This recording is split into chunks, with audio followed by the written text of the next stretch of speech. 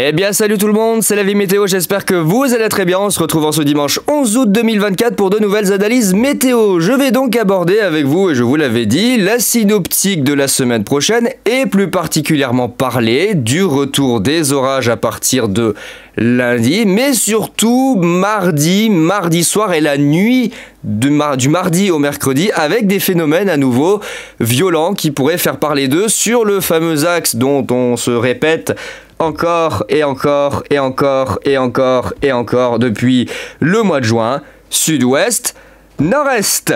Cependant, on va retrouver une situation que l'on avait déjà rencontrée dans le mois de juillet, à savoir un blocage anticyclonique sur l'Europe centrale qui pourrait ralentir la progression du système orageux et notamment du Talweg à l'origine de cette dégradation. Et d'ores et déjà, je peux vous dire que ça va être très compliqué puisque les modèles ne sont pas en accord sur la zone sur laquelle les orages vont se développer, sur l'axe principal, alors sud-ouest-nord-est au global, mais vous dire exactement où, ça va être compliqué tout simplement parce que les modèles sont en désaccord. On va retrouver une synoptique et vous allez voir sur les modèles, je vais vous l'expliquer, que l'on a déjà rencontré au mois de juillet qui va complexifier la situation parce que on n'aura pas vraiment de dynamisme, on aura quelque chose qui va un petit peu ralentir, vous voyez, ça va se mettre à faire du surplace et puis au final on va retrouver exactement ce qu'on a eu en juillet à un moment, c'est-à-dire une goutte froide en Méditerranée puis le reste qui part en direction du nord. Et résultat, dans cette période-là, les modèles ils savent plus comment calculer, ils savent plus comment interpréter les paramètres atmosphériques, ça fait que on va retrouver une espèce de fouillis dont il faudra suivre au jour le jour la situation. Ça exigera de ma part de refaire des points météo tous les jours, comme je l'avais fait la dernière fois, donc j'en referai un demain, j'en referai un mardi, j'en referai peut-être même un mercredi matin. J'ai posé la journée pour aller chasser les orages, donc si jamais je suis là, je referai un point. Si jamais je ne suis pas là, parce que dans la nuit du mardi au mercredi, il y a des orages, donc je serai peut-être en vadrouille dans la région à voir, il y aura peut-être un suivi qui devra se faire au jour le jour. Si on revient sur la synoptique atmosphérique actuelle concernant les centres d'action, nous avons donc notre cellule anticyclonique à 1020 hectopascales qui s'établit ici entre la Méditerranée et l'Europe, qui nous envoie malheureusement un petit épisode caniculaire. D'ailleurs, nous sommes en vigilance orange ici depuis quelques jours. Bon, la journée la plus chaude, c'est vraiment aujourd'hui. Pour le coup, la vigilance orange de Météo France, à part que ça dure dimanche, lundi, je vois pas trop à quoi elle sert. Pour le coup, là, j'ai pas trop compris pourquoi ils ont déclenché l'orange chez moi en sachant que ça va durer que 2 jours, alors que les canicules, normalement, c'est un seuil de 3 jours.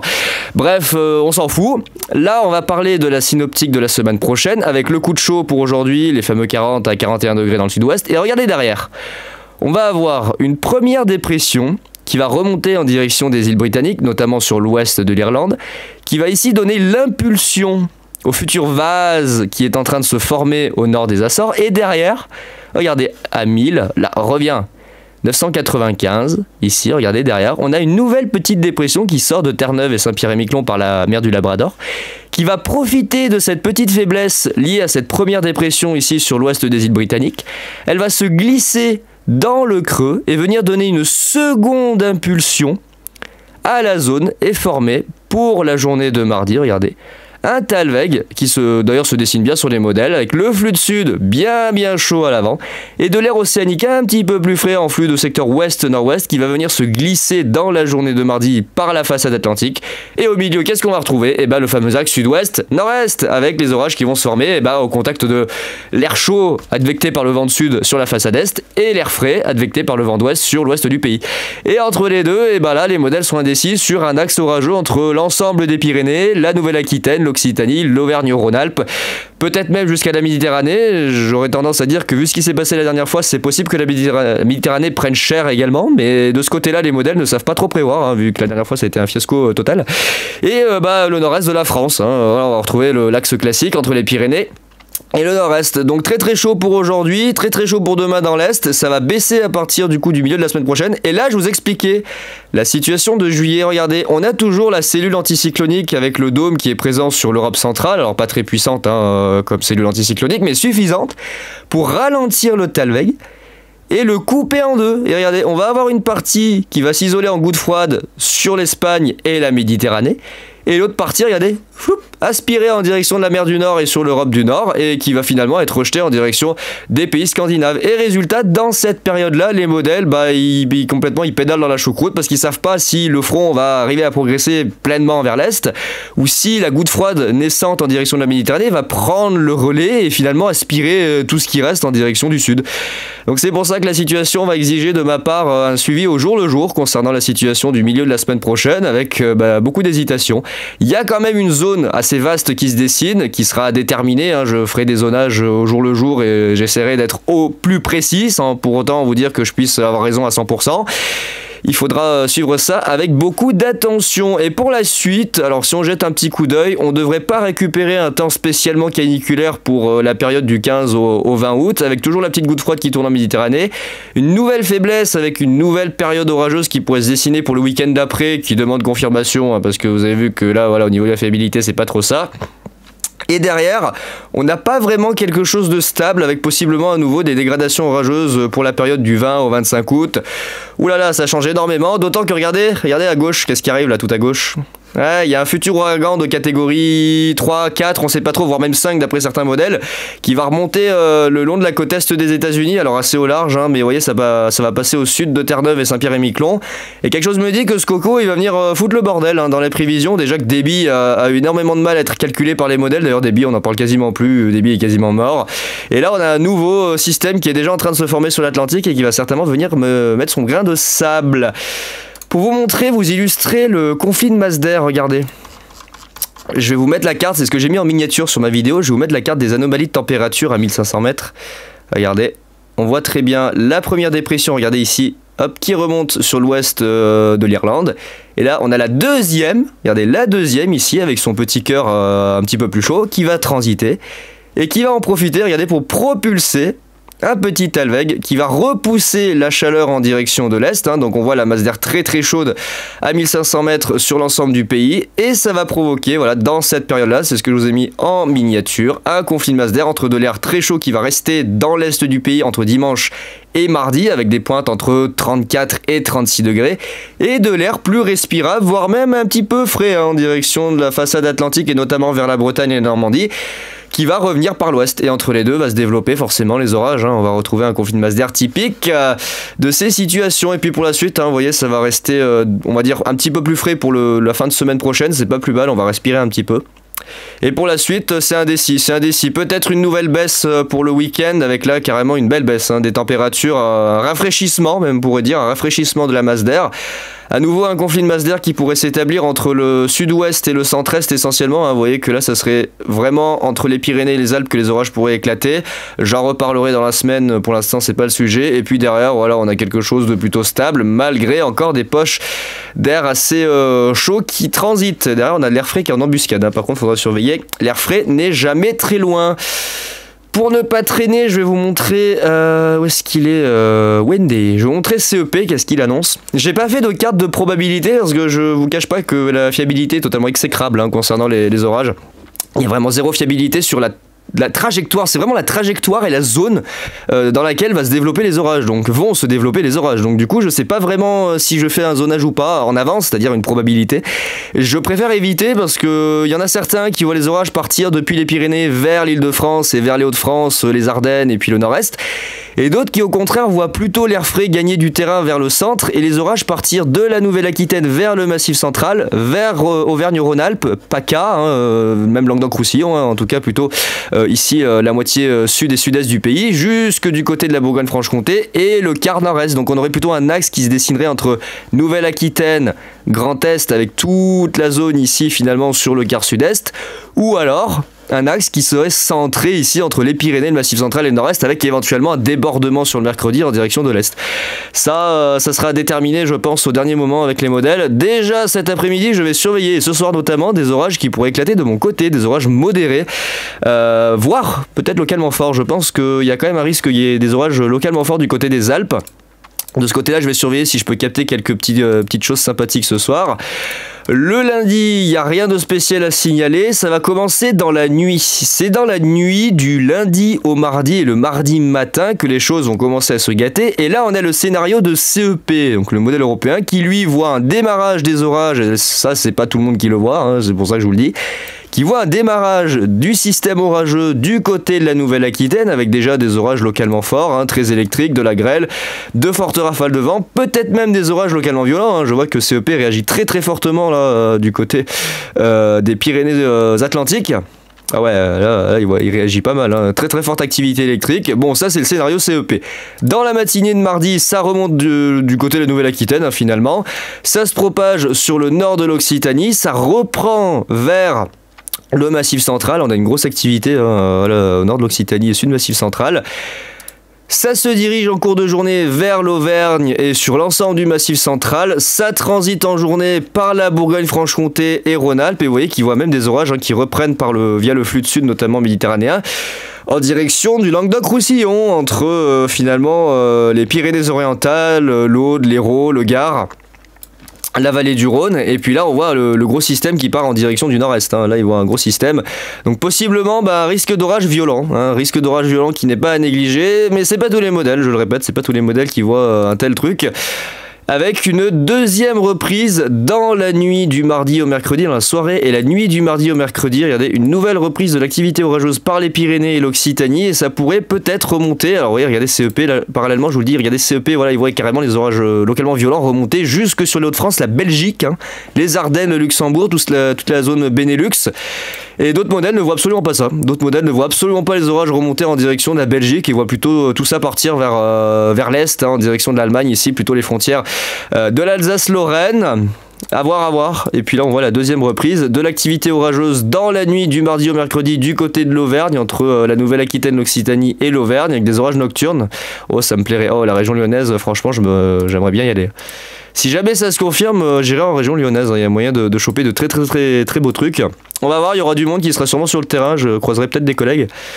Et le mercredi, nouvelle journée à surveiller du côté de Rhône-Alpes, hein, notamment ici entre la Drôme, l'Ardèche, le Rhône et surtout vers l'Isère, où les doses d'instabilité, entre la Drôme et l'Isère, où l'instabilité sera très forte et où possiblement des orages localement violents seront encore possibles dans la journée du mercredi avant un retour au calme pour le jeudi. Et une belle baisse des températures, ça va faire du bien quand même, hein. Je vous cache pas que ça va faire beaucoup de bien. Alors ça c'est le scénario CEP, je vais vous montrer un petit peu les autres modèles rapidement. Là on voit la dégradation normalement du dimanche, ouais pas trop, voilà, elle est pas trop visible pour l'instant, mais il y aurait peut-être une nouvelle dégradation près des Pyrénées sur le quart sud-est pour dimanche. Et pour la suite on verra bien, pour l'instant on n'y est pas encore. Mes cartes, je les ferai plus tard, hein, parce que je vous le dis, là c'est n'importe quoi au niveau des modèles, ils savent pas du tout ce qui va se passer, ils sont complètement dans les choux. C'est n'importe quoi, comme d'habitude. Hop, on va se recentrer du côté de l'Europe. Ah, cher GFS qui commence à s'actualiser, qu'est-ce que t'as à nous dire GFS ?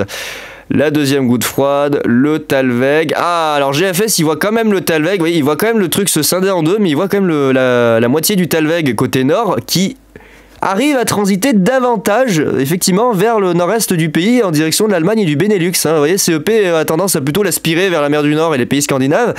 GFS arrive quand même à faire quelque chose qui tire un petit peu plus à l'est, avec la goutte froide en Méditerranée, mais il voit quelque chose qui arrive à tirer un petit peu plus quand même, hein. Ça a l'air de passer un peu plus facilement sur GFS, avec une coupure, mais qui est moins prononcée que sur CEP.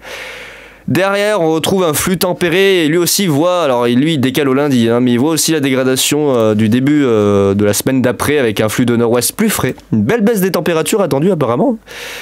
Alors ça va pas durer très longtemps, hein, mais on a une belle baisse des températures avec un flux de nord-ouest, ça va faire du bien. On a le petit ouragan, regardez, qui arrive du côté de Saint-Pierre-et-Miquelon, qui va transiter par le nord des Açores et qui vient finalement mourir aux portes de l'Europe, repris dans un système dépressionnaire sur l'Atlantique Nord. Bon, la suite est vraiment pas claire, hein. Je pense que la situation exigera de refaire des analyses. Le cher GFS, là, il annonce quoi, monsieur GFS, du coup, sur le nouveau run ? Parce qu'il est quand même midi, je suppose. Des orages ce soir dans les Alpes, j'espère choper de la foudre, on verra bien s'il y a des trucs intéressants. En tout cas, il y a l'air d'avoir des orages plutôt dans la soirée, le début de nuit, donc moi ça m'arrange. Voilà. Et l'axe, dans la nuit du lundi au mardi, et surtout le mardi matin, l'axe orageux qui démarre du côté de la Nouvelle-Aquitaine. Vous voyez qu'il ne voit pas exactement le même scénario que CEP, hein, il voit quelque chose de plutôt à l'est de la Nouvelle-Aquitaine et plutôt autour des Hautes-Pyrénées. La Haute-Garonne, les Hautes-Pyrénées, un axe plutôt ici à l'ouest du Massif central, je vais y arriver. Et puis là, regardez, pour la journée de mardi, il voit pas la même chose que CEP, puisque regardez, pour la journée de mardi, lui, il voit surtout une activité très forte entre l'Ariège et les Pyrénées-Orientales, l'Aude, l'Hérault, et là, il voit une grosse tache du côté d'Auvergne-Rhône-Alpes, hein. La Lozère, la Haute-Loire, le Puy-de-Dôme, la Loire, le Rhône, l'Ardèche, la Drôme, l'Isère et les Deux-Savoies, avec une activité orageuse ponctuelle en direction des Vosges et du Jura, mais il voit surtout une énorme tache le mardi soir, et dans la nuit de mardi à mercredi, en direction d'Auvergne-Rhône-Alpes et Jura-Vosges, hein. Il voit pas spécialement beaucoup d'activités vers le nord-est. A priori, le plus gros se concentrerait dans un zonage qui serait essentiellement centré sur Rhône-Alpes. Ça m'arrange, hein. Moi ça m'arrange. Mais ouais, ça correspond pas du tout à CEP. C'est pour ça que je vais éviter de faire des cartes de prévision pour le moment, de probabilité et tout le bordel, parce que vous voyez que c'est vraiment catastrophique. On voit l'activité orageuse qui reprend dans la nuit de mardi à mercredi du côté des Pyrénées et de l'Occitanie plus particulièrement, avec à nouveau des orages localement violents qui vont éclater. Et puis là, on voit le mercredi, voilà, à nouveau des orages qui pourraient se faire entendre du côté des Alpes, hein, notamment ici entre la Drôme, l'Isère et les Deux-Savoies, qui seront certainement les départements qui clôtureront cette séquence orageuse. La Suisse qui va prendre encore tarif, hein. Les Suisses, ils vont prendre encore tarif, je pense le nord de l'Italie aussi. On verra bien. On verra bien ce qu'il en sera. Il y a d'autres modèles, Arpège, voilà, Arpège, regardez, il annonce bien. Alors lui, il voit pas spécialement, regardez, il voit pas spécialement bien les orages le mardi soir et dans la nuit du lundi au mardi. Non, le lundi soir et dans la nuit du lundi au mardi du côté de la Nouvelle-Aquitaine. Mais en revanche, le mardi, regardez, il voit bien l'axe Pyrénées, Massif central, Bourgogne, Rhône-Alpes, Champagne-Ardenne. À voir, hein, à voir. Et puis ensuite le mercredi entre le Massif central et les Alpes et le Nord-Est. C'est vraiment indécis, hein. Vraiment c'est indécis sur les modèles. Pour l'instant j'ai pas vraiment d'avis sur la situation. Il va falloir attendre malheureusement, hein, comme la dernière fois. Il faudra faire des études au jour le jour. Beaucoup d'instabilité, beaucoup d'instabilité attendue pour le mardi soir sur le centre du pays. On va certainement dépasser les 3000 joules à nouveau, donc il y a fort à parier que les orages soient extrêmement électriques. On aura véritablement des bombes d'électricité qui vont éclore. Et puis alors du nocturne, hein. Puis alors du gros nocturne dans la nuit de mardi à mercredi, ça va sûrement donner des piles électriques spectaculaires dans la région, vous voyez, du côté de Rhône-Alpes et dans le nord-est. On va avoir le droit, je pense, à vraiment des bombes électriques spectaculaires. J'ai posé le mercredi, j'ai bien fait, hein. Putain, j'ai posé le mercredi, oh, quelle aubaine, je vais pouvoir chasser toute la nuit du mardi au mercredi s'il le faut. Ça va être parfait, vraiment ça va être parfait. Il y a WRF qui réagit fortement. WRF, alors j'ai à nouveau la souris qui a bugué, je sais pas pourquoi, c'est la page ou la souris, j'en sais rien. Je peux plus faire défiler avec la molette, je suis obligé de faire comme ça. Voilà. WRF réagit assez violemment, il est très agressif sur le risque orageux. Là ce soir de mon côté, et là regardez, on voit ça démarre du côté de la Nouvelle-Aquitaine. Je pense que ce scénario est tenable, hein. Je pense que là il va être probable ce scénario du côté de la Nouvelle-Aquitaine dans la nuit de lundi à mardi. Faudra que je voie avec Arome s'il réagit ou pas correctement, mais je vais voir pour mon zonage, je vais peut-être faire une superposition de plusieurs modèles, pas forcément prendre Arome à 100%, mais faire une superposition avec les Américains et les Allemands, parce qu'ils se débrouillent plutôt pas mal, je trouve. Entre eux, ils ont de bons scénarios. Là, on voit voilà, tous les orages qui se développent dans la fin d'après-midi, la soirée du mardi sur l'Auvergne, sur Rhône-Alpes. Alors, vous voyez qu'il ne voit pas tellement les orages partir dans la nuit et dans la fin d'après-midi en direction du nord-est, hein. Lui, il voit des orages ponctuels vers les frontières.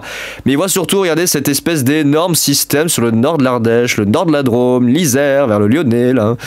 Oh là là, c'est beau ça. Ça c'est très beau ça, en nocturne en plus, vous voyez, à 2h du matin, 23h, minuit, 1h, 2h, 3h, 4h, 5h. Oh c'est beau, avec une deuxième reprise derrière par la Nouvelle-Aquitaine.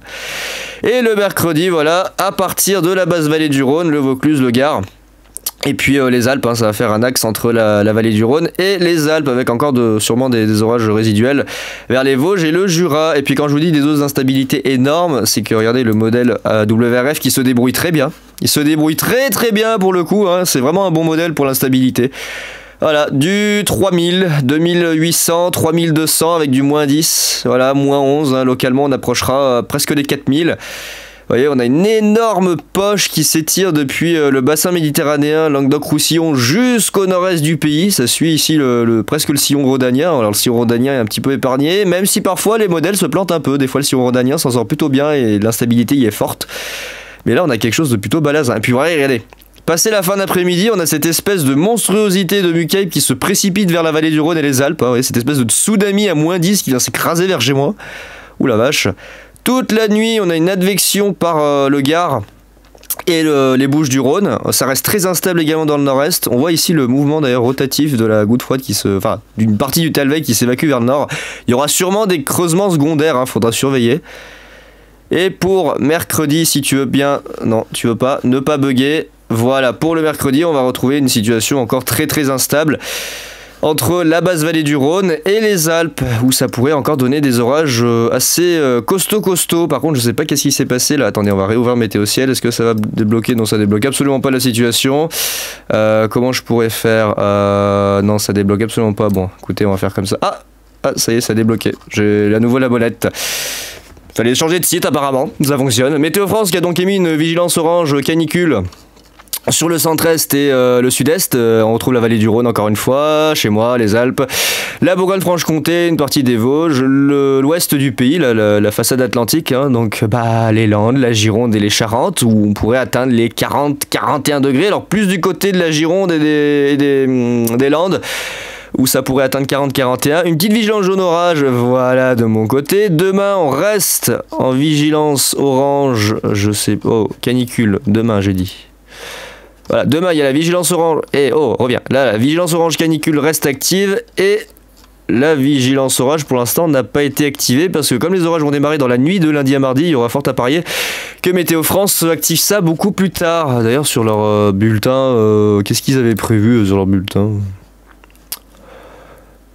Épisode orageux traversant avec une activité parfois forte. Oui, parfois forte, ça va être parfois violent, j'ai envie de vous dire. Ah non, c'est Météo Ciel qui a planté parce que regardez, ça marche plus. C'est génial. Non, c'est la page de Météo Ciel qui a planté parce que visiblement ça marche sur les autres. Voilà. Bon.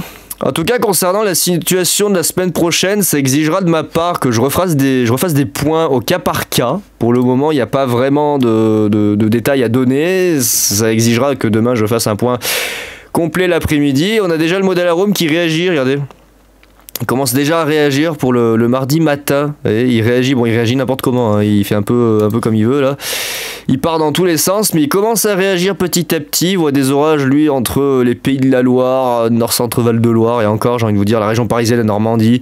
Il en voit un peu partout. Bon, faire gaffe, c'est Arôme, il a tendance des fois un peu à en faire trop. On voit le Talweg qui arrive par l'ouest, et puis il faudra attendre très certainement ce soir et demain, surtout demain, pour avoir les premières modélisation et les premières images de notre cher Arôme qui va nous sortir certainement des dingueries. Je pense qu'Arôme il va péter un plomb. Nouveauté sur Harmonie, petit aparté, la nouveauté sur Harmonie, on peut zoomer, regarder sur les quarts de France, là, nord-ouest, nord-est, sud-ouest, sud-est. On a les quarts de France maintenant sur le modèle Harmonie. Depuis le temps qu'ils devaient faire ça, je me disais, mais ils font pas des quarts de France sur Harmonie. Oh tiens, maintenant ils le font. C'est une bonne chose, c'est une très bonne chose.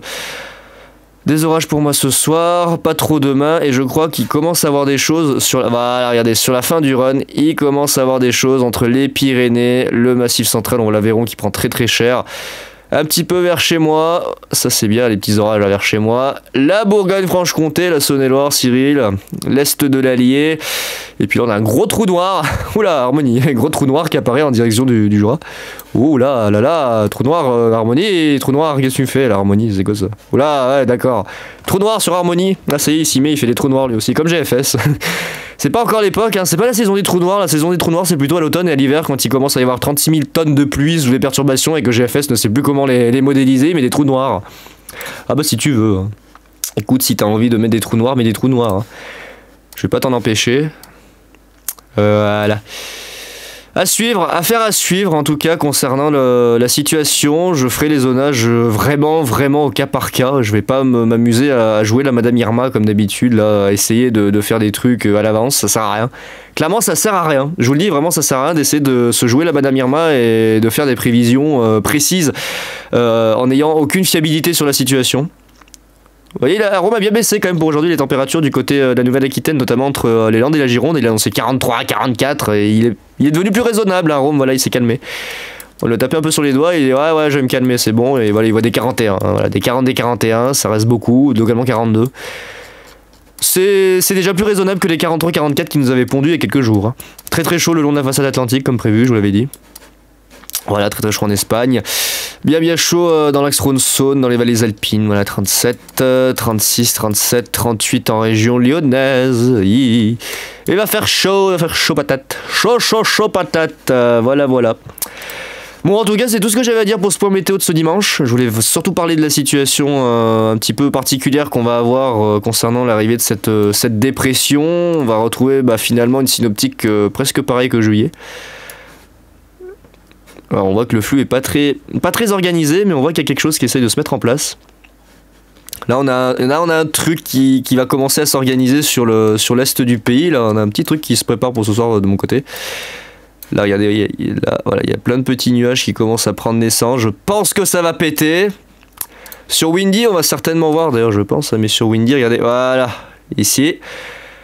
Vous avez le fameux Talveg qui arrive avec la deuxième dépression, regardez, c'est elle derrière. C'est cette fameuse deuxième dépression qui est ici, qui va venir bousculer un peu tout ça et forcer encore plus le flux à descendre vers les Açores et à remonter vers l'Espagne et l'ouest de la France et finalement forcer un Talveg à se former.